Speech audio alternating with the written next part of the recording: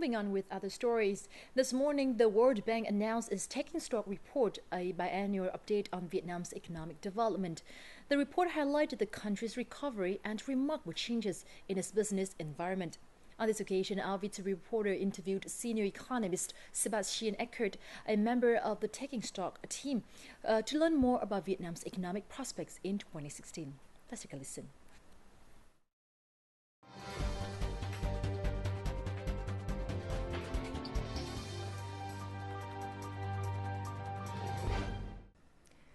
Mr. Sebastian Eckert, welcome to our interview, and thank you for being here with us. Thank you for having me. Well, compared with the previous years, 2015 seems to witness a positive trend in Vietnam's economy. As a member of the Taking Stock team, what do you think are the most remarkable changes in Vietnam's economy in the last years? What we are seeing this year is basically a strengthening of the recovery. The recovery of Vietnam's economy started in the last quarter last year and has been firming up over the course of this year. We now expect GDP growth to come in around 6.5%, probably even a bit higher than that. The main drivers of the recovery are two. One is the strong performance of the export-oriented manufacturing sector, and the second one is basically a recovery and a strengthening of domestic demand, and we see both very strong numbers in terms of domestic consumption and investment. On November 10th, the Vietnamese National Assembly approved a resolution on the socio-economic targets for 2016, which include the GDP growth rate of 6.7%, the CPI rise under 5%, the export turnover rising by 10%, or the ratio of imports to exports no more than 5%, among others. So can you give an assessment of the possibility of achieving those targets and compare with them with the World Bank's predictions?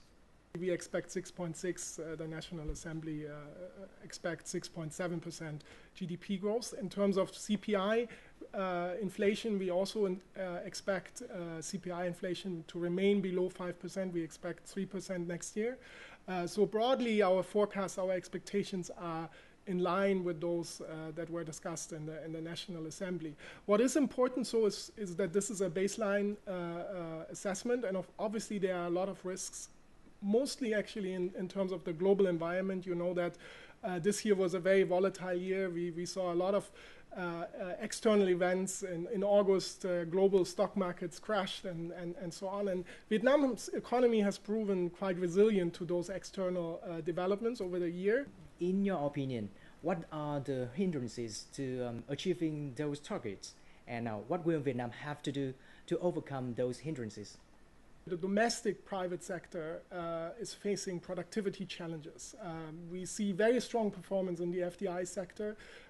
We actually see reasonable performance in the SOE sector, but the domestic private sector has really not delivered the kind of growth performance that we would like to see, and the domestic private sector should be really the driver of the economy going forward. And I think there are a number of reforms that are needed in terms of improving the business climate, leveling the playing field, ensuring that private sector enterprises do have access to land, capital, skilled labor, and so on.